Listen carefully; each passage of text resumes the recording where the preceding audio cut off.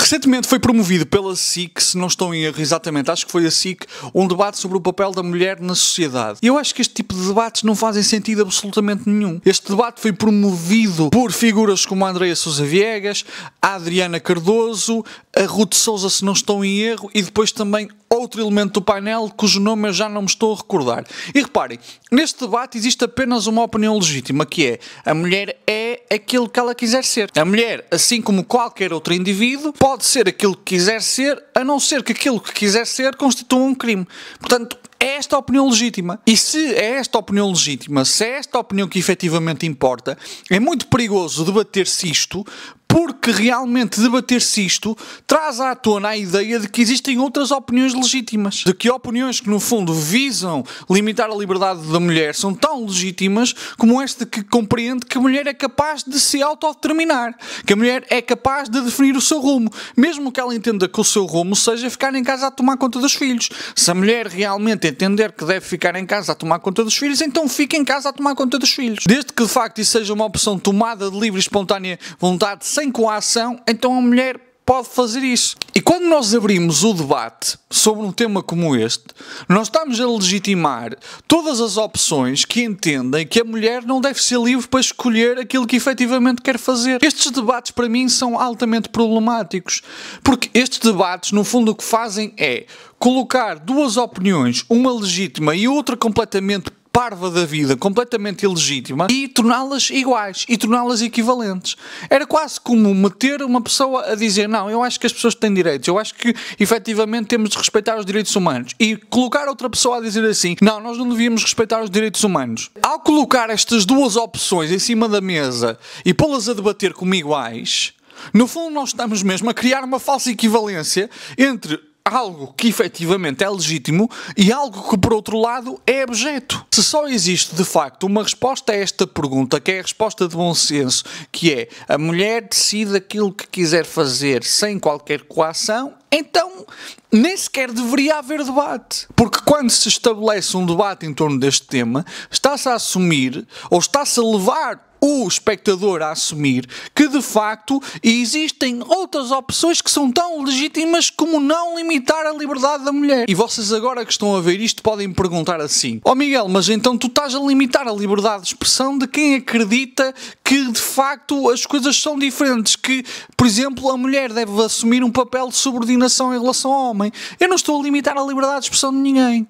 Eu não estou a limitar a liberdade de expressão de ninguém. Se essas pessoas efetivamente acreditam que de facto a mulher deve estar subordinada ao homem, elas dizem e não lhes acontece nada. Agora, ter liberdade a expressar essas coisas, ter liberdade de achar que realmente a sociedade deve fundar-se num modelo patriarcal, é diferente de ter o direito a exprimir essas opiniões em canal aberto. Porque toda a gente, efetivamente, dispõe da liberdade de expressão, mas nem toda a gente tem o direito, ou tem o privilégio, eu acho que é mais isso, tem o privilégio de aceder a um canal aberto, de aceder a um canal de televisão e expressar a sua opinião. Isso, de facto, até é uma condição que é exclusiva apenas para algumas pessoas. Portanto, a liberdade de expressão não é a mesma coisa que liberdade ou direito de ser televisionado.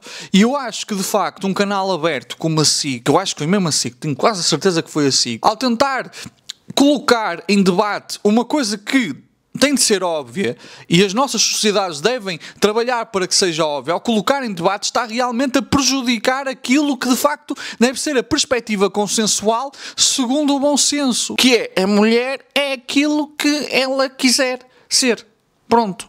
Está feito. Não é preciso discussão sobre isto. A mulher é aquilo que ela quiser ser. É que se este debate fosse feito, ou melhor, se fosse feita uma reportagem no sentido de realmente demonstrar como ainda existe um caminho a percorrer para que realmente a mulher consiga ser mais independente no sentido de escolher as suas opções, no sentido de não estar sujeita à coação, isso era uma coisa. Porque isso de facto é trazer aqui um tema construtivo, é trazer um debate construtivo. Outra coisa é instituir um debate que vai partir do pressuposto, ou que vai criar o pressuposto de que é a mesma coisa achar que a mulher deve ser livre para escolher o seu destino e acreditar que a mulher de facto deve estar subordinada ao homem numa relação. Não é a mesma coisa.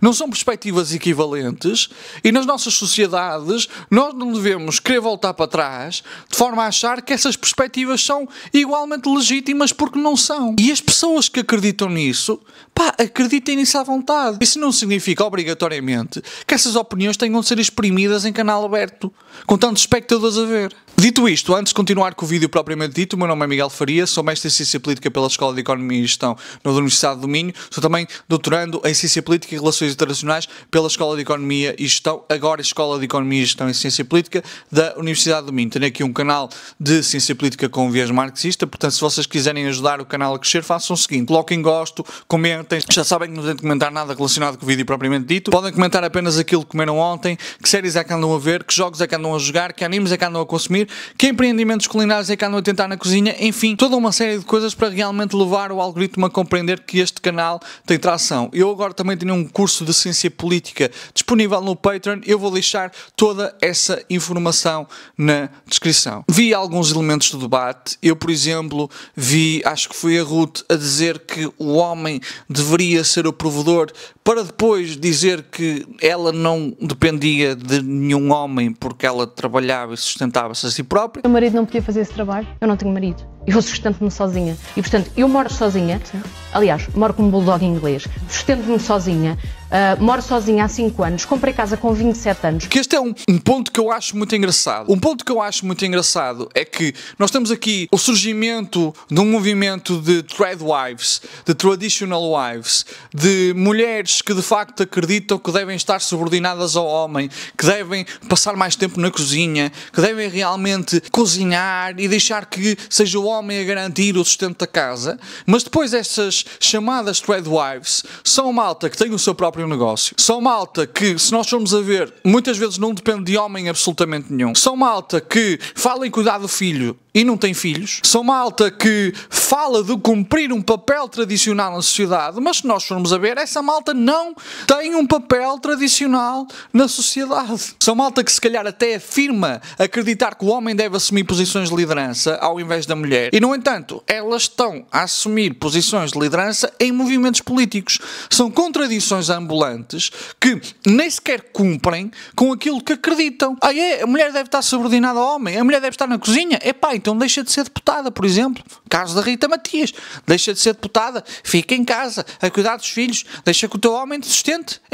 Dá o exemplo. Dá o exemplo. É que é uma coisa muito curiosa. São mulheres que, no fundo, defendem um retorno a uma posição tradicional, a uma posição mais patriarcal, mas ao mesmo tempo são o que são hoje e comportam-se da maneira que comportam e têm a carreira que têm muito por causa do avanço da sociedade, inclusivamente benefício do avanço do movimento feminista. Um dos exemplos, de facto, é o facto de poderem votar e assumir cargos políticos. Para isso, pessoas, inclusivamente mulheres, tiveram de morrer. O facto de as nossas televisões estarem a aderir a este tipo de debate, estarem a aderir a esta guerra cultural, estarem a aderir a esta tentativa de formular uma guerra cultural, só demonstra como os meios de comunicação, em nome do lucro, são capazes de dar voz às formas de pensar mais reacionárias que existem. E o que me irrita mais é que, no fundo, nós tivemos aqui um surgimento de tradwives, de traditional wives, de mulheres tradicionais ou esposas tradicionais em Portugal, como importação daquilo que se fez nos Estados Unidos e mais tarde no Brasil, e a nossa comunicação social está precisamente a importar esses tópicos para debates, tal como acontece nos Estados Unidos e acontece também no Brasil. Ou seja, originalidade zero. E ao mesmo tempo que isto acontece, ao mesmo tempo que figuras como a Rita Matias se insurgem a favor deste modo de vida mais tradicional, nós muitas vezes acabamos por, em nome de um preconceito, porque isto é preconceito contra a mulher, não discutir aspectos importantíssimos e que deveriam ser discutidos. E um desses aspectos importantíssimos que de facto deveriam ser discutidos e neste momento não estão a ser discutidos adequadamente são, por exemplo, o atual pacote laboral, ou melhor, o pacote laboral que pretende ser instituído. Um pacote laboral que pretende aumentar o período dos contratos a termo, um pacote laboral que pretende reinstituir o banco de horas, que para alguns trabalhadores é uma coisa muito querida, para alguns trabalhadores particularmente de áreas como o retalho, é uma coisa espetacular porque são são horas que eles fazem e depois nunca as conseguem recuperar até deixarem a empresa, que essa é uma coisa mesmo muito curiosa. Os trabalhadores do retalho, e particularmente do que eu me lembro do Pingo Doce, queixavam-se muito disto. Não estamos a discutir a facilitação dos despedimentos, não estamos a discutir aqui o recurso ao outsourcing depois dos despedimentos coletivos. Enfim, estamos a focar-nos em pontos que são efetivamente importantes, porque depois há aqui uma coisa que às vezes eu penso que alguma esquerda não consegue explicar adequadamente. A luta das mulheres, a luta de um conjunto de minorias, a luta das pessoas racializadas é uma luta absolutamente importante.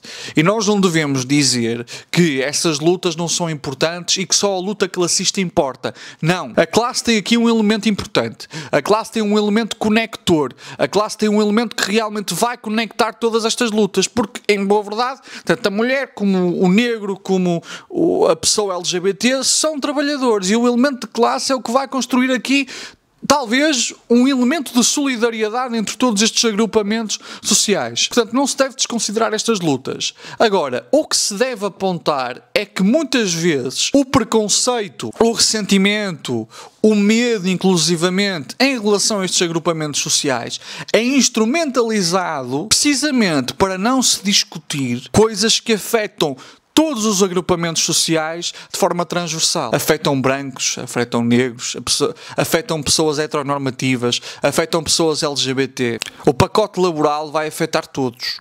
Todos. E é por isso que está convocada uma greve geral para o dia 11 de dezembro. Enquanto se instrumentaliza o preconceito contra as pessoas, precisamente para ter conversas de sexo dos anjos em torno desses preconceitos, não se está a falar daquilo que realmente importa. E a verdade é que, pelo que nós vimos, o Chega, que de facto articula muito estes preconceitos e tem figuras que se identificam com esta ideia da Tradwife, o Chega essencialmente está a favor do pacote laboral e vai ajudar o governo a viabilizar este pacote laboral. Portanto, o partido que se diz defensor do povo, representante do povo, o partido que diz que realmente é a voz do povo, vai ajudar a prejudicar o povo em algo que o povo faz uma grande parte do dia em que está acordado. Portanto, num elemento central da vida do povo, que é o facto de trabalhar, que é o trabalho, o povo vai ser prejudicado com o apoio de um partido que diz representar o povo.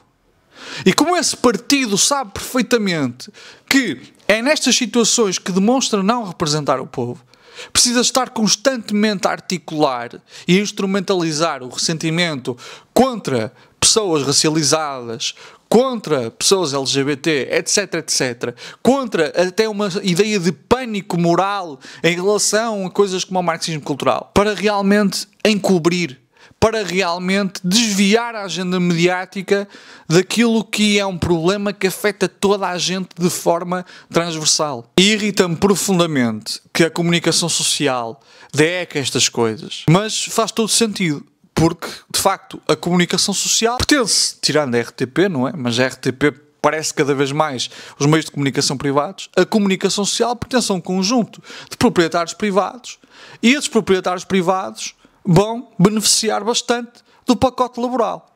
E nós sabemos muito bem que os jornalistas já estão bastante precarizados, já estão numa condição de trabalho bastante precária e este pacote laboral muito provavelmente só vai ajudar a precarizá-los ainda mais. Então, para recapitular o meu ponto, primeiro, existe uma opinião que é legítima. A mulher é aquilo que quiser ser, quer dizer, é isto. Pronto, está resolvido.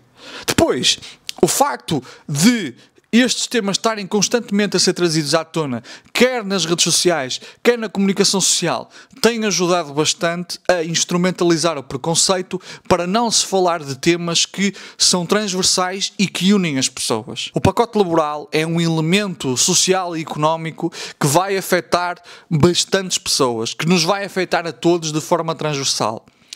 E isso tem o potencial de realmente nos unir. Essas agruras, essas adversidades que nos afetam a todos, têm aqui um potencial de mobilização que nos une. E o preconceito, o medo, o ressentimento contra agrupamentos sociais minoritários é muitas vezes utilizado precisamente para nos dividir. E portanto, eu vou acabar este vídeo com um apelo.